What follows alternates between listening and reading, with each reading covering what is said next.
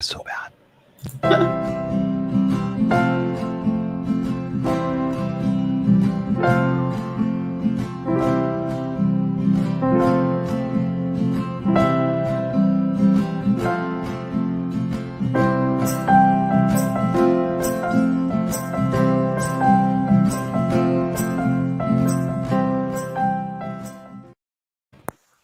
Hello, brilliant souls. Welcome to Rainbows and Real Life, the show dedicated to bringing positivity to the forefront, celebrating the power and promise of the human spirit, and supporting each other in challenging times.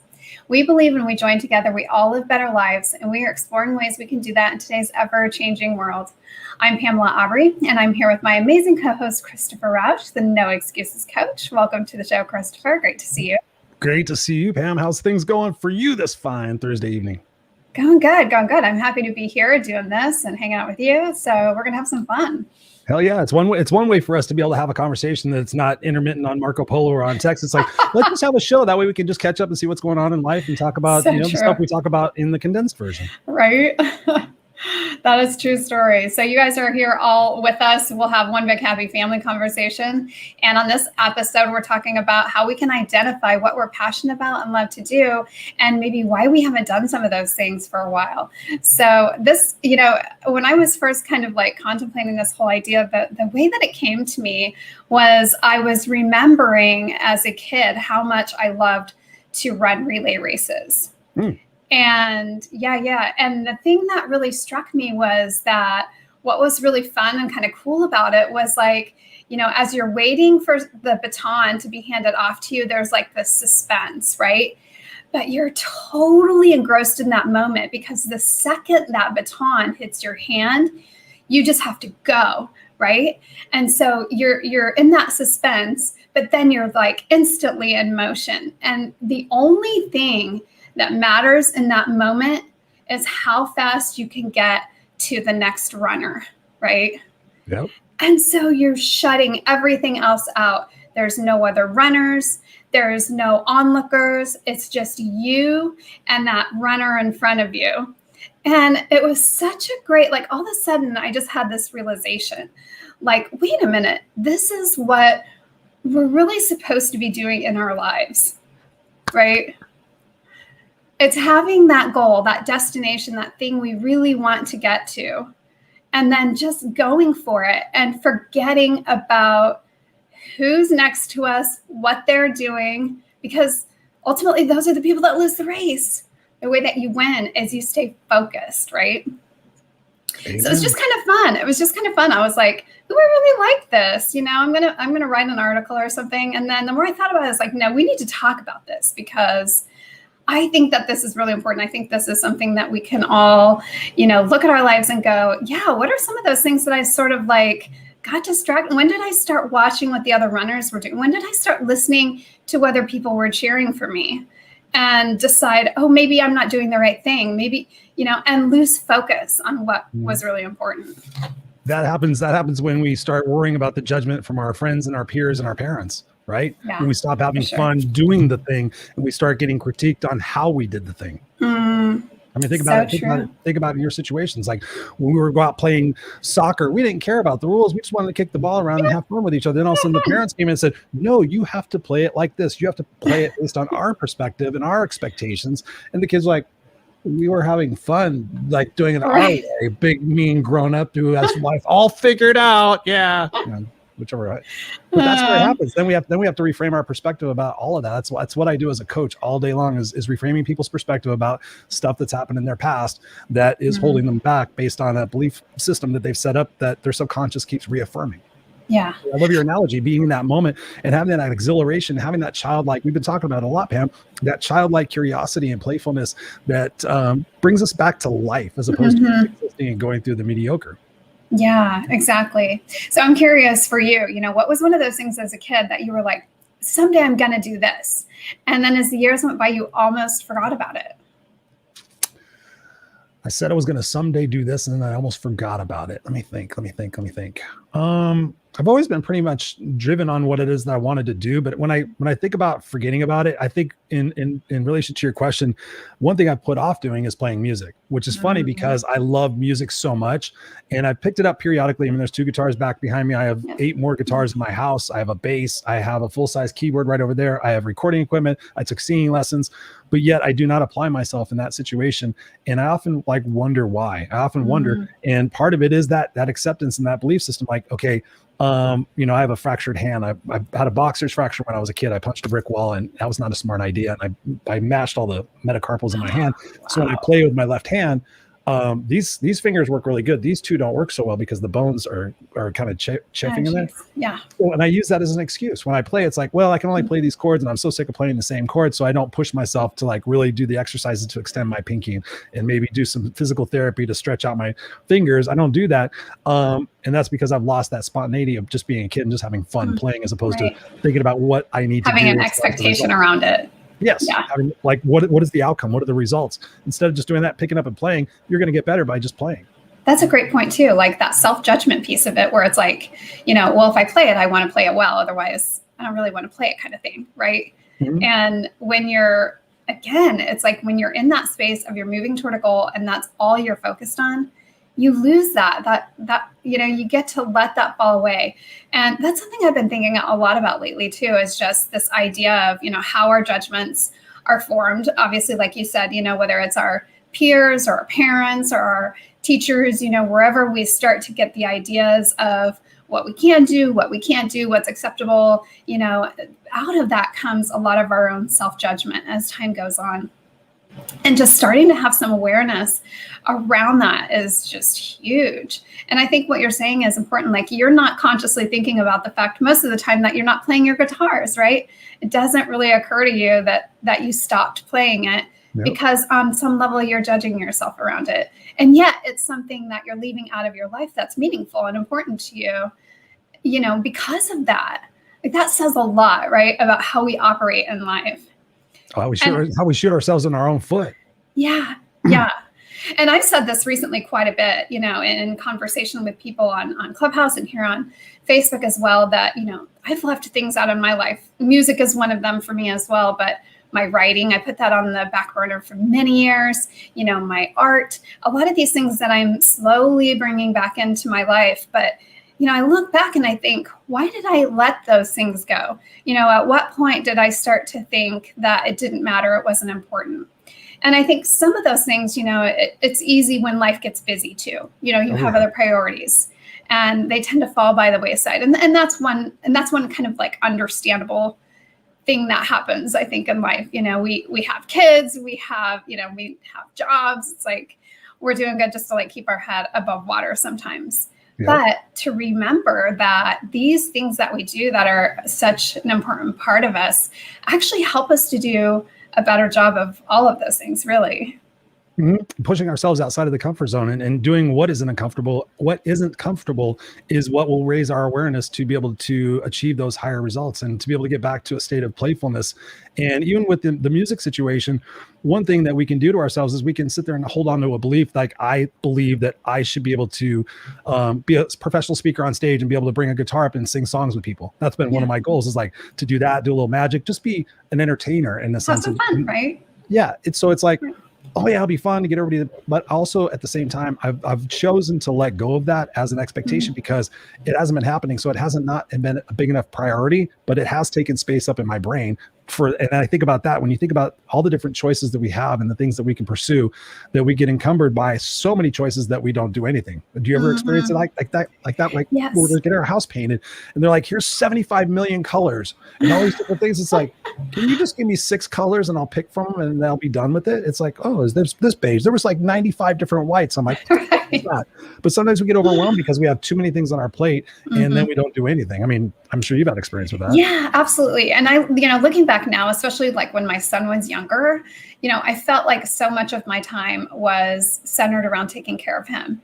And looking back now, I think, you know, why didn't I involve him in more of the things that I love to do as well? You know, why didn't I do things that were musical with him? Why wasn't I a little bit better at involving him in some of the things that were important to me, as opposed to, you know, kind of kind of setting things up around him, because I think it's important for that to be a mix, for the parents and for the kids, because they learn a lot through that exposure.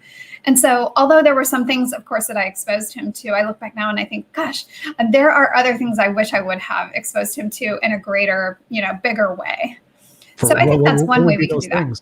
What would be those things and why would you do them? Yeah. So a perfect example of that, and he would laugh at this now because this is not something that he loves, but art is one of those things, because I think as kids, we have it innately within us to be artistic in some way, shape, or form, and so that's kind of an exploration that you can go on with your kids, right? Figure out what kind of art do they love to do. I mean, there's so many different ways to express yourself through art. It could be pottery, it could be clay, it could be chalk, it could be crayons, it could be, there's just so many different varieties, and everybody's a little bit different. And so there's just, sometimes there's not one thing that might really resonate for a child, or music's a great one. I mean, that's an easy one. You can get, 1,000,001 different little instruments for kids to play around with, and you never know which one they're going to love, even if it's a triangle, Or it's a plastic set of drums. My son, we got him 2 different drum sets, and he would just start wail on it. It wasn't very good at all, but it was really cute. Yeah, and he's having a great time, right? I don't know if, most parents probably need a basement or something for that if it's going to be going on an ongoing basis, but yeah. Oh, that is so crazy. Do you look back and think about when Caleb was younger and what his interests were and how they continued out through his life? Did he always show like an awareness for computers or for tech, or was that something that you introduced him to? I mean, I know that we talked about that a little bit before, but did you see that early on in his life? Like that was going to be Yeah. Interestingly enough, it was really around the age of 12 that he got pretty interested in computers. I actually didn't really let him have tech when he was really young. He didn't get his first game console until he was 8, which I did not give him. Another family member did. But it was, it was kind of one of those things I was like, okay, we're at that stage of life. I think this is inevitable. The friends already have them, so he's already going to their houses and playing. And it's like, okay, we can have it. It's just going to be very controlled, But to that, yeah, I think that he kind of had, something already by about the age of 12 that was like, there's something I enjoy here. And part of that came from gaming. That really was like the entry point for him. And once he got into it, it was like, oh, I can learn how to do this and I can learn how to do that. And I could actually make money doing this. And I think he found out very early in life that he was motivated by money. Oh, so yeah, that was where did you learn that from? Him. That's a great question, because he and I have talked about this a lot. And to be honest, I don't see that in you. Yeah. Well, and it's really not as much me. He definitely got that more from his dad, who is more of an entrepreneur by nature than I was. And I also wasn't raised that way. I was kind of raised in that mindset of like money is bad and people that have money are not, typically good people and that sort of thing. And, so for me, it was kind of the opposite. Like I sort of had to like fight. And even to this day, like I've had to do a lot of work to get to the point of being like, it's okay. It's okay to want abundance. It's okay to, awesome not have to worry about your financials and your income and things like that. So yeah, for him, that was, I think, part of who he was on some level too. Well, it's interesting you say that, because I was in a room earlier today, speaking of Clubhouse, and they were talking about guilt and shame over money. And somebody had asked the question, they're like, growing up in a different culture, that was the most dynamic part about it. The culture and what they talked about having money and having abundance and how it, is a value marker for your state and society and all the different values that they were brought up with. And the fact that, guilt is associated with abundance. And sometimes that we feel like, okay, even for me being a coach, it's like, okay. And I've had people say, well, it's your gift. Why don't you just give your gift? Why are you charging for your gift? And I'm like, at first I had this guilt feeling like it is a gift. It doesn't cost me anything to do. Why would I charge for that? And I had to get over that guilt and that perception of like, okay. And it goes back to that self-worth and that self-value aspect of it. And going back to the title of this, if we know we're not on the right track, that's the quickest way to find out, is if it's not in line and in congruence with what it is that we really want to accomplish with our legacy overall. Yeah. So what about for you? I think that's really important. So what about for you? Kind of at what point did you find something that you were interested in enough? What kind of led you in the direction of doing what you love? Another great question. It was, I've done so many different things throughout my life. I think really for me, going through that experience of being homeless, going through that experience of living on the streets and having to fight and survive and to drop out of the 7th grade, all of that stuff really taught me about the power of tenacity and the power of getting out of our way for our own excuses. Mm-hmm. And I watched so many different people in the same situation either get out of that situation successfully or wind up dead or in jail or still in that situation to this day. Mm-hmm. So when I look at, why I got into what I got into, it was seeing the space in humanity that was missing, and the fact that we can help each other. We can learn from our mistakes. We can learn from our failures. And that in previous times, it seems like it was so taboo to talk about what you fucked up in and what you made a mistake in and all this other stuff. Nowadays, I mean, we're able to talk about those and have the conversation. So becoming a coach for me was like, okay, listen, believe in yourself, have the self-respect, have the ability to love yourself, love on yourself, to change your surroundings and your outcomes. And it just became that for me. And it became not even a career for me, Pam. It was just like, I just want to genuinely help people. I see people hurting and I'm like, okay, listen, if you change what you're doing, you're going to get a different outcome. And that's what really got me hooked on, just being a coach and a people solver. What was that for you?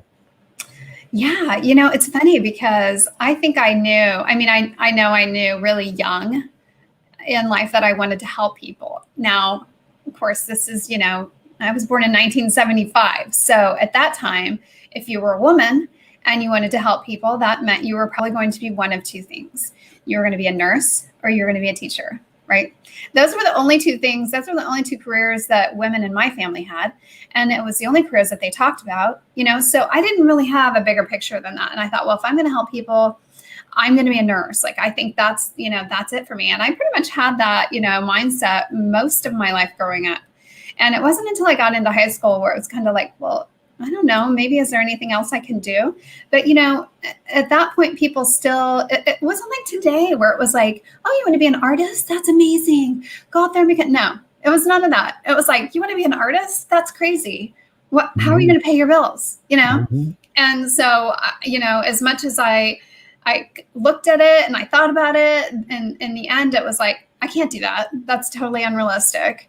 And I'm going to have to, go to school and do what I thought I should have done all along.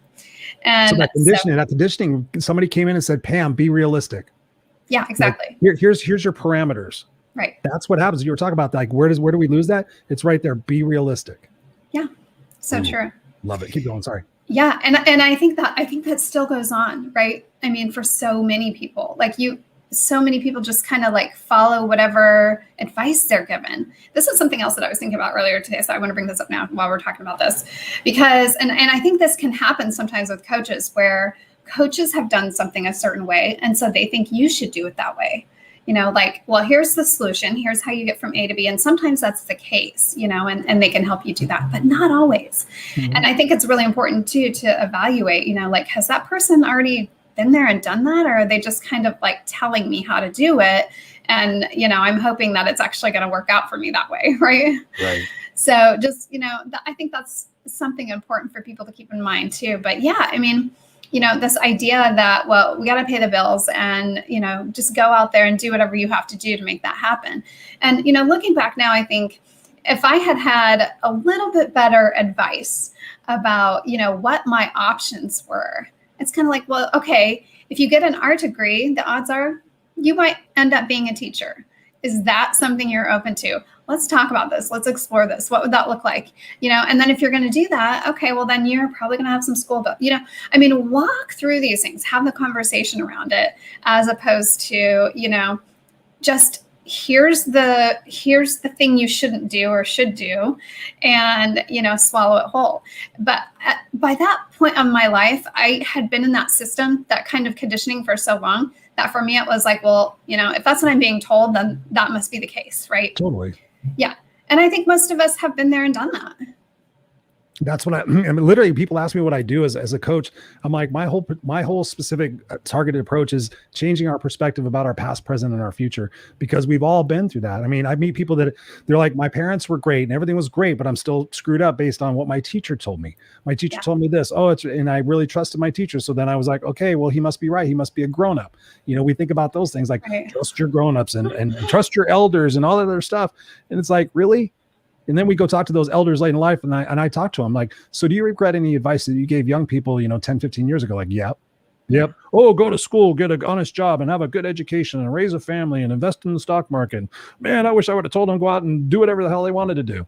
And that's the ultimate goal I think we're all going for, is that freedom to not to be binded by those judgments and those perspectives, and get back to that childlike place. And it's so crazy, Pam. I mean, think about it. We're born bald, no teeth, and going to the bathroom in a diaper. And eventually we all wind up back in that same spot. So why don't we wind up back being playful too? Yeah. Oh, that's such a great point.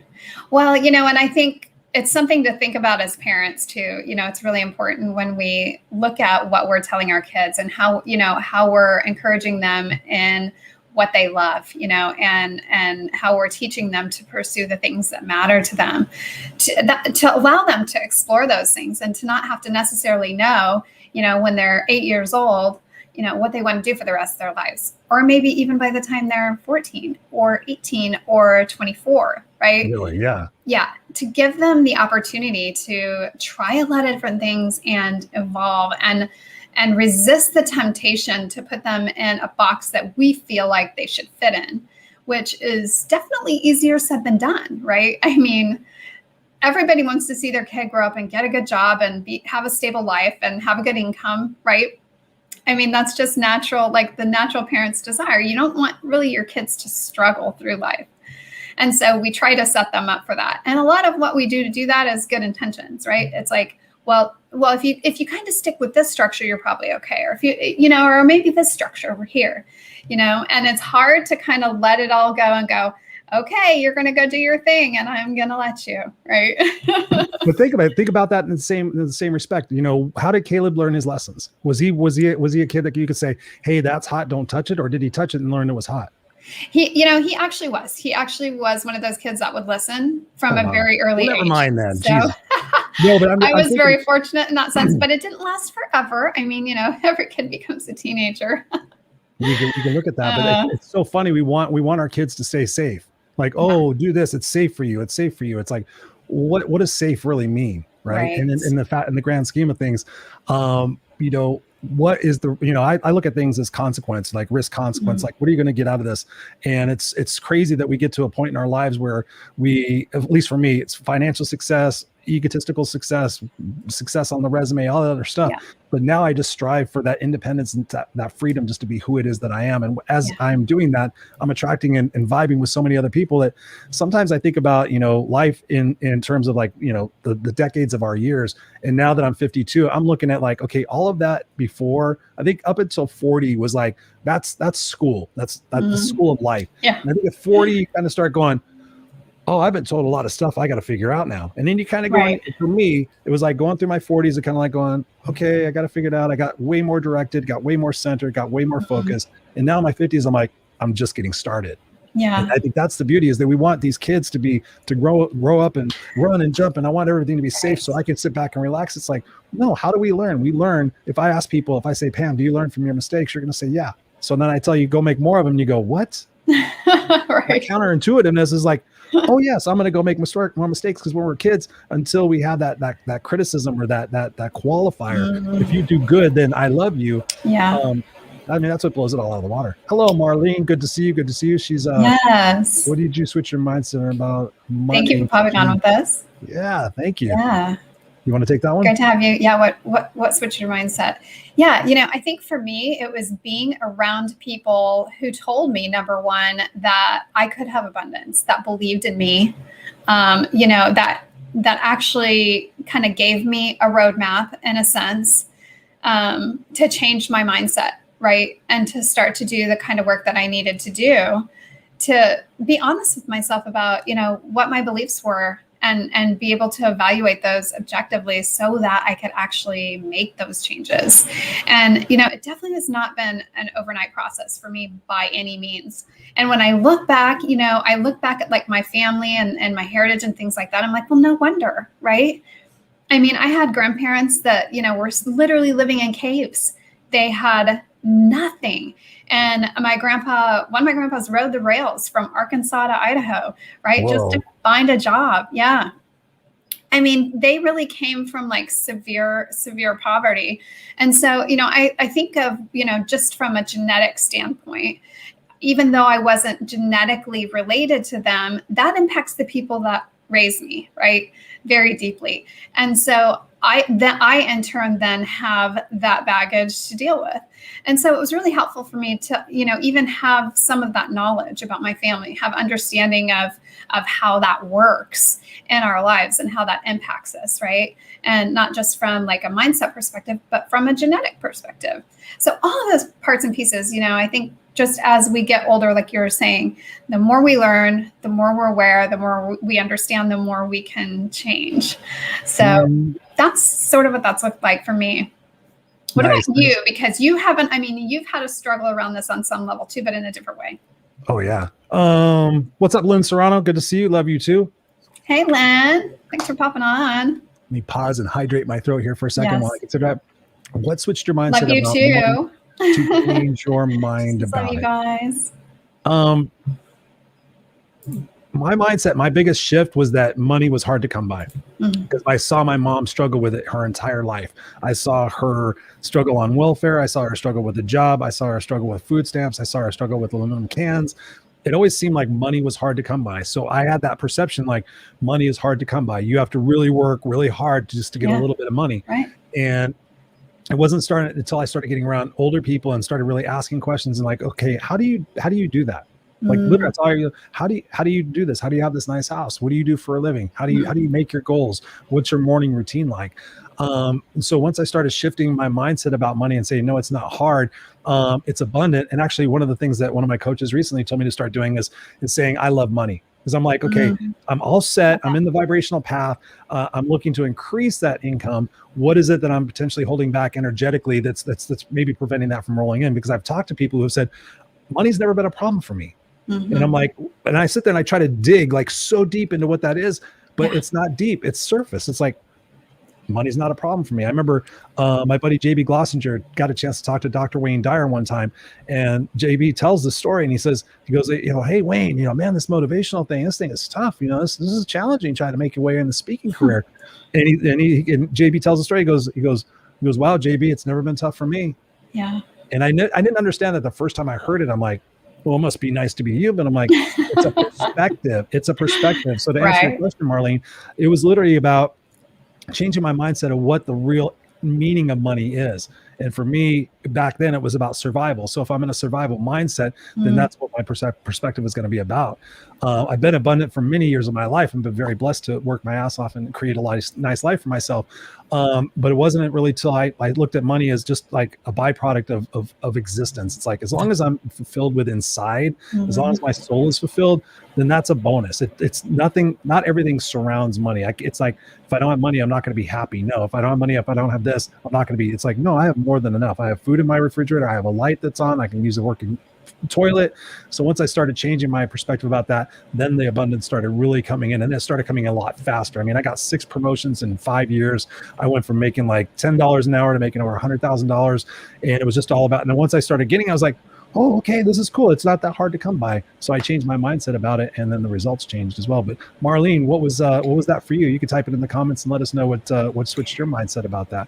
Yeah. And, with that, I think you make an important point that, we kind of have, especially in our society in America, we have these ideas around money and what, prosperity or success or, whatever it looks like. And, what kind of car do you drive? Exactly. The question back in the day is like, what kind of car do you drive? What do you do for an occupation? You're immediately being judged in a networking situation by what it is that you've accomplished. It's like, that's what lends into that. Right. Yeah, exactly. And so that's what kind of ties into, I think, well with this question of what beliefs did your family have around work? Because I agree with you. I mean, I definitely grew up in that same kind of setting of you have to work hard to get things, right? It's like you're on your own, you pull yourself up by your bootstraps and you go out there and you make it happen, right? Because nobody's going to do it for you kind of thing. And while a lot of that is true on some level, it doesn't necessarily have to be hard. I think that's the piece of it that, gets confused. And I understand that things are different, that the world it's not the same world now that it was even 10 years ago or 20 years ago. Different. Right. And so the opportunities are different now. But I think that's why this conversation is important now, because we get to evolve, right? We get to do things differently. We get to change along the way. And to me, that's super empowering. You know, I'd love to see people come into whatever it is that they're really passionate about, whatever they love doing, and really be able to embrace that, even if it doesn't become their career per se, right? Even if it's just something that they do simply because they love doing it. I mean, why do we have to do the things that we love for money? Why is that the only way, right, for us to like really show our appreciation for something? Maybe we just do it because we love to do it and we don't need to get money out of it. Maybe the abundance of just doing it, right? Imagine that. How complex would that be, Pam? That would be so complex. But yet we just don't think of things in those terms, right? Oh, did I lose you? Okay, no, sorry. We complicate the. How about it? We complicate the bejesus out of life. We really do. It's crazy. I sit there and say life is simple, quit complicating it. And people will complicate it. They're like, what do you mean, Chris? How is it complicated? I'm like, are you happy? Yes or no? Yeah. Well, no. I'm like, okay. What are you doing to change it? Nothing. I'm like, okay. So yeah, it's not complicated. You're not happy and you're not doing anything to change it. Guess what? Your results are going to continue to be the same. I'm your life coach. There you go. You know? Thank you very much. But I think that's you make a very important point, Pam, is that we can't, it's hard now in these days to go and judge somebody based on where they're at this particular journey, because like you said, just 10 years ago with different cultures, different backgrounds, heritages, right, we were brought up in different belief systems that, sometimes are 30, 40 years in the making. And to turn that stuff around requires a lot of effort. It requires a lot of self reflection. It requires a lot of inner work, which you have done. Talk to us about that experience of being able to take and reverse that negative conditioning, or I shouldn't say negative, that different type of conditioning. How have you been able to pull that through and change your belief systems without alienating your family at the same time? Yeah. That's a very good question. I will say that it's sometimes very challenging. Even when sometimes I will find myself feeling like I don't want to be too obvious. I don't want to be too whatever, because you feel that tension sometimes with people. But at the same time, there's that other part of me that has finally kind of come to that place within myself where it's like, wait a minute, this is my life. I have one life, right? And I'm going to make the most of it. And I think that for me was a really big piece of it. Part of it was really truly believing in myself, that I could do it, that it was possible for me, that it wasn't like I had to like earn it, and kind of seeing like, wait a minute, there's just abundance. There's just money. There isn't all this scarcity that I believed in before. And knowing that like I had the power to change my story around money, and that maybe, just maybe, it was possible that there was a different story than the one I was telling myself. Always makes me happy when I hear that stuff. What's up, Patricia? Good to see you. Good to see you. Hello. Yes. Marlene's asking all sorts of great questions. Thank you for being here, Marlene. What did she say? How did you grow your intuition and your spiritual guidance to support your growth? Love that. I'm going to let you take that one. Ooh, wow. How did you grow your intuition and your spiritual guidance to support your growth? I have beautiful people like Pamela and Patricia in my life. God's honest truth. God's honest truth. That's like this much of it. my spiritual growth really has taken off so much, Marlene, to answer your question. Thank you for asking that. The spiritual aspect of my growth has really taken off in the last 4 years, really. I was never a religious person, and I was never really a full-on spiritual person, but I would say I was a spiritual person. But I was like the type of person that just subscribed to the law of karma, which Patricia will definitely agree. I just subscribe that if I do good, then good things come to me, and I'm here to make a difference in the world in a positive way. My intuition has always been very grounded in the fact, is this good for me or is this not good for me? And for me, my intuition used to be able to say, okay, I know this is right for me, but what's really good for me? And then I wasn't trusting my intuition until again, the spiritual growth aspect started tying into it, which is very interesting to think about out loud now that I actually do that. But the spirituality came from my coach and being able to understand myself as a soul being versus just being a human, which is what I saw myself as being before. So in realizing that I'm not this meat suit and that I am a soul experience, or a soul having a human experience, it allowed me to trust my intuition more and guide myself more than I was doing cerebrally, because in cerebral mode, I was more in a survival mode. So I was conditioned like, okay, if you do X, Y, and Z, then you will definitely get this result.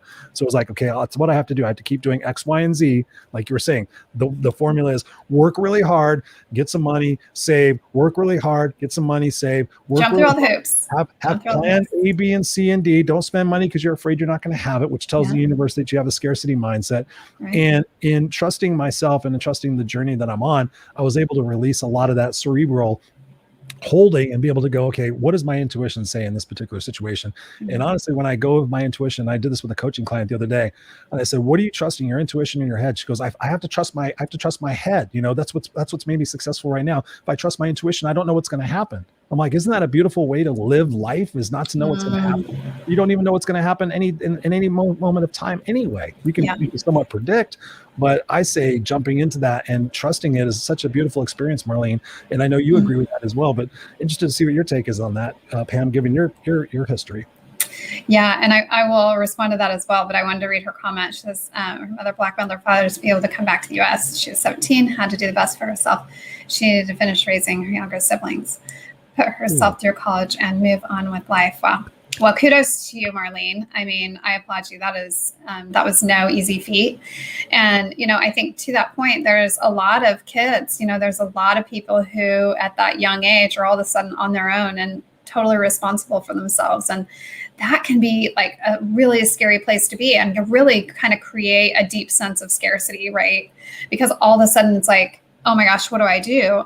I mean, at that age, you're just not really prepared for that kind of responsibility. And so, certainly it's understandable that in turn we would have, some of those thoughts of like, okay, I've just got to, do whatever it takes, and I've got to make it, right?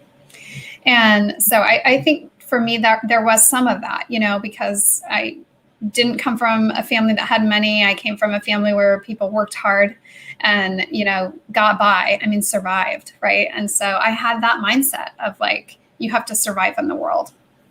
But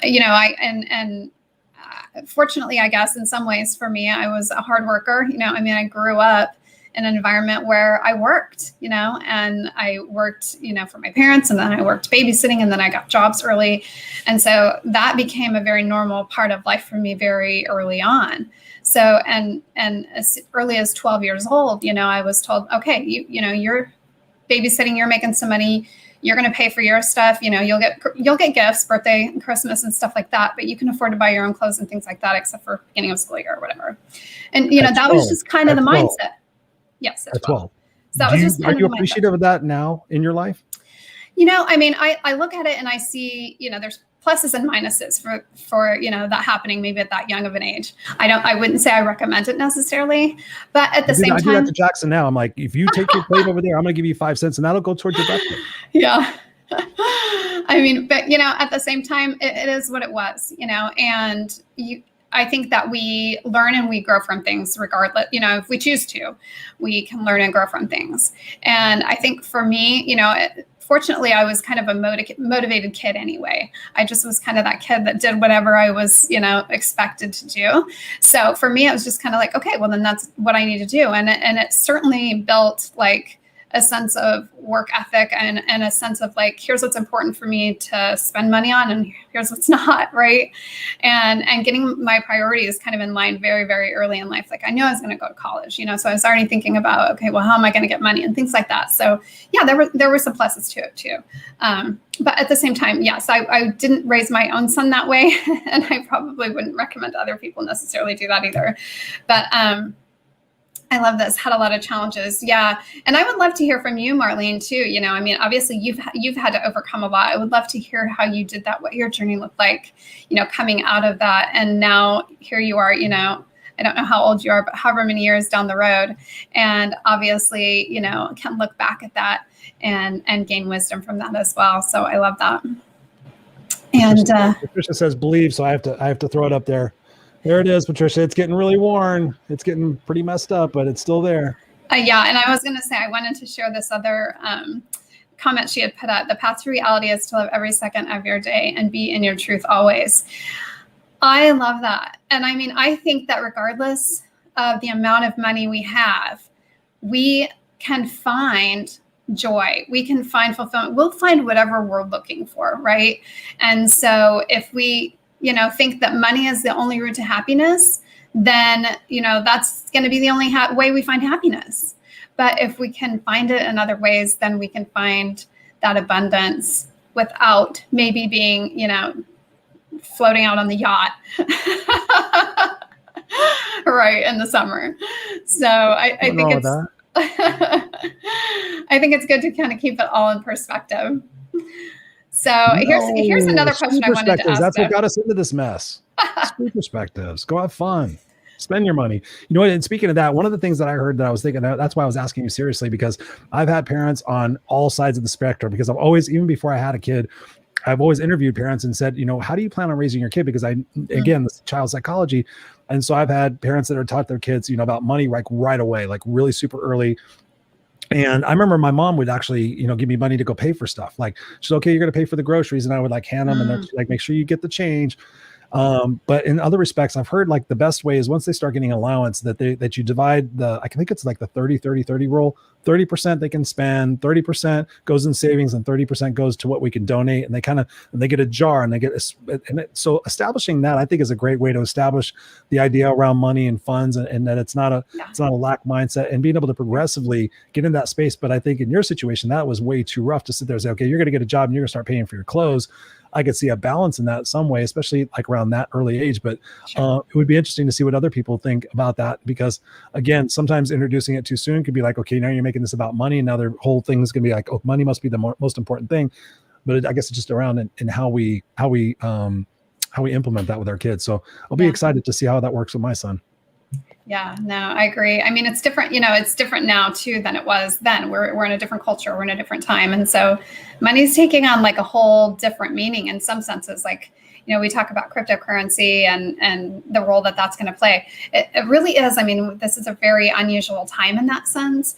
And so I think that our kids even have options that we may never have in this life simply because of that. So that's another, kind of interesting aspect to all of this. But Arlene says, money was weird, very affluent outside, but violent in the house. Yeah, sure. Which is, not uncommon. It doesn't matter how much money, right, you have in your family. There can be abuse regardless. And that's not very uncommon, sadly. But I'm sorry to hear that, Marlene. And it sounds like you did kind of grow up seeing that there was some abundance and some, opportunity. And so I'd be curious to know what you gleaned from that, how you feel like, some of those things did benefit you. Interesting. First person to import Chrysler Motors in Colombia. Very interesting.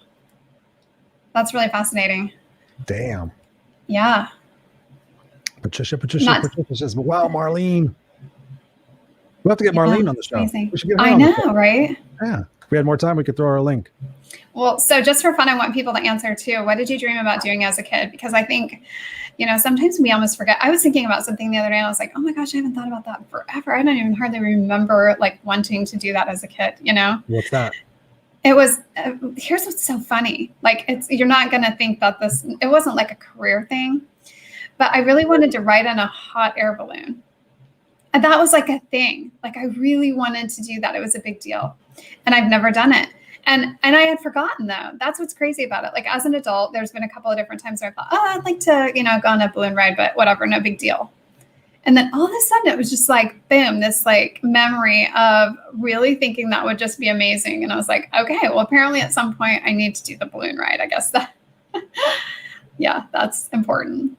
Are you afraid of heights? That and swim with the dolphins. I am. So that's what's so weird about it. I'm that would be interesting. I swam with dolphins before. That was fun. It was definitely cool. Yeah, that'd be fun too. I think I'm kind of a ground person. I kind of like things on the ground. But I was gonna say, well, if you ever come out to California, you can go on a hot air balloon trip. We'll go out there together. Boom. I think it needs to be done. It's just kind of one of those things. Yeah. Nah, you would probably see me shake like a little schoolgirl. You probably see me shake like a little schoolgirl. I haven't taken my wife. There was this thing that we have the Temecula wine country. They haven't had it last year because of COVID, but I was looking at it one year for the anniversary. I'm like, ooh, to take her to Temecula, take her to a nice winery, a nice dinner, and for a hot air balloon ride. We did everything but the hot air balloon ride. I was like, do I really want to? And she would do it, no problem. I was going to say she would do it, or okay. I was like, yeah, it was all booked up. But in the back of my mind, I'm like, you got to man up, dude. You got to man up. If I could do breath work and hold myself in a catatonic state for 45 minutes, and we talked about that before. Yeah. So it's about overcoming those fears and being able to sail away. Maybe it's that whole dream you have is about sailing away. Yeah. Yeah. Well, and I mean, sometimes it's like one of those things that, like, you'll survive it, and you just have to keep telling yourself, I'm going to survive this. It's like me on a roller coaster. Every time I ride a roller coaster, that's what's going through my head. I shouldn't say every time. Every roller coaster that goes upside down, I'm somehow okay with. It's just all the other ones. Real. Yeah, I know. It's crazy. Well, I was going to say something mean about some of the skydivers that say the same thing. Like, what's the worst that's going to happen? And then that's what Twain says. Skydiving. I was going to say skydiving. That's on her list. Love that. I'm still not to skydiving point. I don't know about that. I'll have to join your show. Yes, that would be fun. Because I know, like with the breath work I just did, everything I do to push myself out of my comfort zone, I know that's coming. As I know, because I'm so stubborn in my brain, I'm like, that would be the end all. I went scuba diving, so I think that's like the big thing. So I'm kind of saving it. Like but I don't know. So what's the big one that you're like, it would be cool to do, but I don't know if I could get myself to do it. Skydiving. Yeah, it's skydiving. Yeah, because I've talked to so many people about it. I've seen videos on it. It looks truly amazing, and I think that actually, who was I talking? I was just talking with a couple of people when Scott was in town about skydiving, their skydiving experience, and yeah, I want to get to that point to push it because that's like ultimate uncomfortableness. Even my wife loves all the daredevil stuff. She skydove. She went skydiving on her 30th birthday. And I'm the guy that held everybody's purse. It was her 30th birthday, so all their girlfriends were there. I'm holding all the purses, and she does her jump. She did it all, and she does the crazy stuff outside of Vegas, out of the hotel rooms where they're spinning around. I'm like, I wouldn't even touch that with a 10-foot pole. Right. And I'm like, so I said, "What'd you think, babe?" She goes, "Oh my god, that was really fun." And I said, "Would you do it again?" She goes, and she always says I would do it again. She goes, "It's pretty crazy." And when she showed me the video of them in the plane, it's like this little plane and everybody's all sucked in and the windows open. You're like, oh my gosh, it's gonna jump. You're like, no, get me out of this thing. No, yeah, that wouldn't do it for me. I'm pretty sure. So, I mean, I've driven a race car. I drove a Formula One race car I got up to 197 miles an hour. So I've done stuff like that. So yeah, I think would be super fun. I would love to do that. Yeah. Actually, she gets those for me for my birthday or whatever. So I've done the Formula One car. Now I have a supercar, like a Lamborghini or something like that. And she got me for my birthday last year, right before COVID. So I've been sitting on it for a year, but I get to go drive a Lamborghini or a Ferrari. Nice.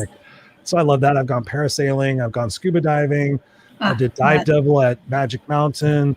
I have not jumped off a cliff yet. I didn't do that in Jamaica. That was jumping off the cliff, and I was like, "Oh, really? That's surprising." How tall was it? It was tall. It's I can't remember the restaurant. Jim's something. It's something famous in Jamaica, but it was a good distance. I mean, at first I looked at it, I'm like, oh, that's nothing, and I sat there and watched it for a minute. I'm like, those guys are in the air for like 3 seconds. That's a lot of time to think. Go okay, and especially now on my back, I wouldn't do it now. Right. Yeah. But yeah. I have done that. I've done some cliff jumping. That was fun, but it's been a little while. I mean, it's been a good probably, oh my gosh, 10 years at least. Probably 15 actually. So I love it. Twain says racing is a rush. Yeah. That's great. Yeah. Oh, it's the best. It's the best. What'd she say? Okay. Yeah. There's been a lot of change and continues to develop. So true. Chris, what feeling goes on inside you if you really want to work on your music? Great question. Love that. What feeling goes on inside of you if you really want to work on your music? For me, it's honestly just setting aside the time and making it happen. There's actually, I have a list of goals that I want to do. And one of the goals that I want to do is take about 12 or 14 songs that are really important in my life and be able to learn them, to play them acoustically and sing acoustically and actually make an album. It's crazy. I have a CD. This is funny. Nobody will ever see or hear this, but this is This is me singing. I have videos of me I singing. didn't know that. Yeah. So there's my little Bon Jovi. You're like an official rock star. Yeah. So that was my thing. But do you get rock star parking? Yeah. Do I have rock star parking now? I just look like one and play one on TV, which is interesting. My last coaching client, she started developing allergies during our call, and now I'm developing allergies during our call. It's weird. She gave it to me. She gave me the COVID through the camera. I was gonna say, apparently that's a thing now. But I mean, it's like Zoom COVID or something. Zoom COVID, yeah, exactly. Now coming to it's a new strain. Oh yeah, no, you can get started. But for me, music is literally, and then going back to what you said, Pam, I think this is an important point I wanted to draw upon before, is sometimes we don't know what we're introducing our kids to, or introducing anybody to. Like my mom, I know my mom didn't set out to say, oh, I want Chris to like music, but she always had records on, always had the radio on, was always singing. So I just grew up loving music. And for me, it's always been the one escape that I can go to, the one healing expert I can go to. I can go get healed by AC/DC. I can go get healed by Rod Stewart. I can go get healed by Fleetwood Mac or classical music. So for me, it's that feeling of finding essentially like my true meditative spot, I guess, if you will, because I've always been infatuated like with people who meditate, and I still meditate, but I don't get that, oh, I could do this for 12 hours. But music, when I'm in music, it's like I could do it forever. The same thing with motivational stuff or personal development stuff. It's just who I am. It's like music is in me. I mean, I have a tattoo where the microphone goes and it's plugged into my arm. I mean, I have musical notes there, and I have a guitar over here. So yeah, music plays a huge role in my life. I got an entire drum set on my butt. That was a long story. I would ask you to share with us, but healed my AC/DC. Healed by AC/DC. Hell yeah! Oh, dude, the new song. This is true. The new song, "Through the Mist of Time" on the new AC/DC album. Whenever I'm kind of like not energetically ready to do a show or like get into something, I listen to that song like 4 or 5 times, and boom, I sit there and play air drums, and I'm in a great mood. Yeah. By AC/DC, it's true. All right. Yeah. No, and it's one of the things that a lot of like neuroscientists say you can use to change your state, right? It's easy to throw on, and I like to make a playlist, which this was not my idea, but to have like a playlist of awesome, and it's like all of my favorite songs, right? That are just like will pump you up no matter what state you're in. And then all of a sudden, whatever that thing is that you need to do, that you thought, oh, I don't know if I can really do this. All of a sudden, it's like, no problem, I got this, right? Just need that one song. It's funny you mentioned that, Pam, because I was literally clubhousing on the way home today, and somebody had asked about how do you change your state when you're energetically not, there. And I talked about music, and I said, you know what? I said I have a playlist. I can even prove it right now. It's called Wake Up Music. And actually, just for fun, since we're doing a chill show here. Yeah. So this is my Wake Up Music playlist. It's on Spotify, and I created this back when I was in corporate. To get me energized if I was not in a good mood about going to work. And then I would sit there and I would listen to this playlist called Wake Up Music, and I would get in a good mood. So I was explaining this to the people, and I said, it's not just like I'm listening to AC/DC or anything. I said, I have some people may not know this, but back from the 80s, a band called T-Pow. It's a song called Heart and Soul. I have Dancing Queen by ABBA. I have Bop by Hanson. I have Show Me by the Cover Girls. I have Boogie Shoes by Casey and the Sunshine Band. I've got some other ones. I got Not Afraid by Eminem. I've got One Way Love by TK. I've got Hot and Cold by Katy Perry. I've got Iron Maiden. I've got literally a playlist. You're like all over the place too. But the important part is that I did it with Bop. And I've proven, I've done scientific experiences in bars while people have been drinking. And I'm like, I bet you can't go the whole song Bop and not start singing it or smiling. And I've proven it. Of course it was in a bar, but at the same time, I've proven it with people still sober. Like if you're in a bad mood, I'm like, can I just play the song for you? And I'll just literally play it on my phone, and they'll be like, Bop. I'm like, you can't. So if you have a playlist, go. I mean, ABBA, Dancing Just thinking about that song, I'm automatically like, oh yeah. Just have fun, feeling and free. Right. And you feel better. So there's no excuse. That's why I tell people, have that playlist. Have that playlist when you want to go down the rabbit hole. Yeah, I have songs I can listen to if I want to go down the rabbit hole and think about weird shit for a minute. It's all good. Yeah, or if you want to go to sleep or whatever. I mean, concentration. Right. Yeah. Music is anything. And it's not hard to find anymore, right? Hop on YouTube. There's like a playlist for everything. just search up that word and there it is. So yeah, big time. It can be easier. Well, this has been so much fun. I want to do this every week. I know that we're like coming to the end of our hour. I can't believe it's already been an hour. See, we didn't have to cut anybody off. We didn't have, I know. Yeah. We didn't have to sit there and say, why are they talking about this? But yes, we make fun of our guests. God damn it. No, it's nice just to have a conversation. We make fun of us because we feel like we have to cut them off. We're like, oh, but you know what? This, and you and I have talked about this. Like, this is in some ways, as much as I love doing the guest shows, this is kind of the most fun because we get to have a little bit more interaction with the audience and have that kind of conversation. So this was a lot of fun. I'm so grateful to each of you that were on with us tonight and for all your comments. This has been so much fun to just be here with you. And I know this is true for Christopher too. That is like a big percentage of the joy for us when we do these shows is just getting to interact with you and hear from you. You know, we want to know what's going on. We get to hear about ourselves and talk about ourselves, you know, or to each other enough. We want to hear from you guys. So yes, we do. Yeah.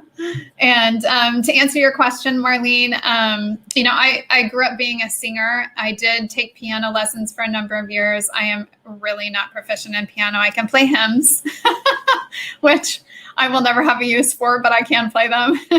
And I sing. That's pretty much it. But, you know, I've always been a singer. I sing in the shower. I sing in the car, you know, but for a big percentage of my life growing up and even into college, I sang, you know, in choirs, city choirs and in different groups. And I even took voice lessons in college, and it's just something I got away from as an adult. And so I do kind of think, you know, at this stage of my life, it's one of those things that as much as I love it and I enjoy it for myself, I don't see myself going out there trying to be a, you know, a singer. Oh, I've got it. Whenever we all meet up, we're going to go karaoke. Oh, yes. Hell yeah. That'll be a blast. I definitely do some karaoke though. Absolutely. It's been a minute since I've done it. Oh, me too. Yeah. Hot minute. We had to do it with Scott too, because he's crazy. Oh, that'd be great. Yeah. Oh, so just gotta get a bunch of people going, just go sing. I love it. I miss doing that shit. Just being out in public with people. One of these days. Yes. Thank you guys so much for being here. We appreciate you so much.